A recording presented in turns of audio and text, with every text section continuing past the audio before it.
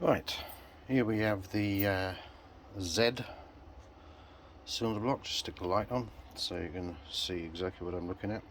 So what I've done is off all the pistons I took the top ring, that's the top ring, and I've marked it with black pen around the top of the ring so I know which way to install it.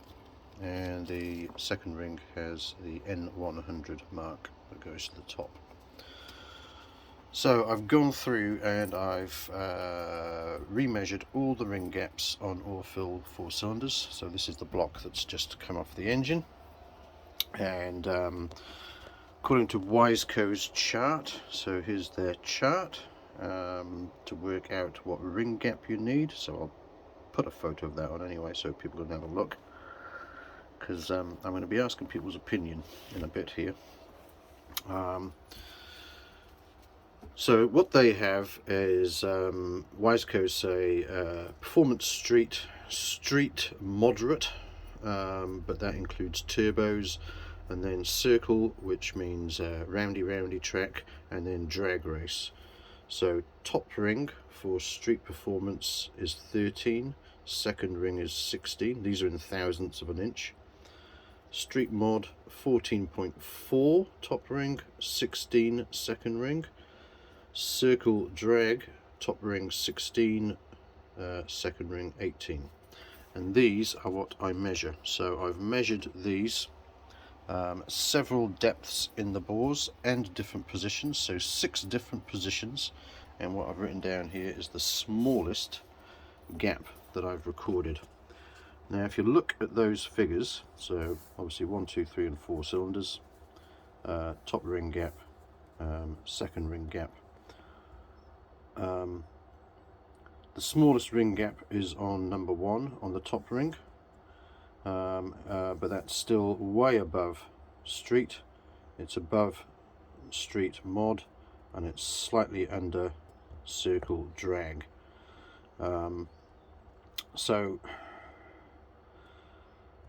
race bikes and drag bikes, it's alright to burn a bit of oil, so that's why they've gone up to 16 on the top and then 18 on the second, and they're going to be running, those engines are going to be running hotter than a conventional engine, so that's why they got these figures. But I'm just about there. On the second ring I'm way over, I'm 2 thou over, 2 to 3 thou over the second ring gap, so there's no way on earth that I can see that these ring gaps would close up and bind the rings up and cause any wear to the cylinder bores. But yet we have wear to the cylinder bores. I don't know how well you can see it, but you can see this area here where it's been polished, and then there's a further area down below, and this is what I think is where the piston is rocking in the bores, because that's the thrust face. So when your piston goes bang and it gets pushed down, it's rocked in the bore, and this bit up here is where on the piston the area above the top ring is contacting, and the bit below that is where the skirt below the oil ring is contacting. And we have a similar thing on the back, as you would expect. Now this is, I believe, causing this vibration that I get between about 2.9 and 2.6 on the overrun only. You don't get any when you've got the power on, when you've got the throttle open. This is only on the overrun it's happening, and I think the piston is chattering in the bore, which would indicate to me that the bore is too small for the piston, as in these pistons are made out of a high silicon alloy, so they expand much quicker than the liner, which is cast iron. So as your engine is getting hotter and hotter, your piston clearance between your piston and your bore is getting smaller and smaller due to expansion rates. Now over time that will equalize out, So if you're running your engine for a long time, it will equalize out and it will get better and get smoother and smoother.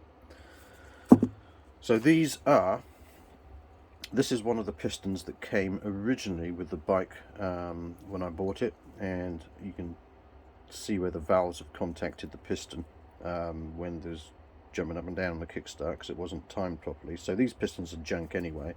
So I've never run these pistons, but look at the wear patterns on these pistons. So these pistons have never been run in the engine while I've got it, but we have some characteristic wear marks where the piston is contacting the barrel, which I don't know how many miles this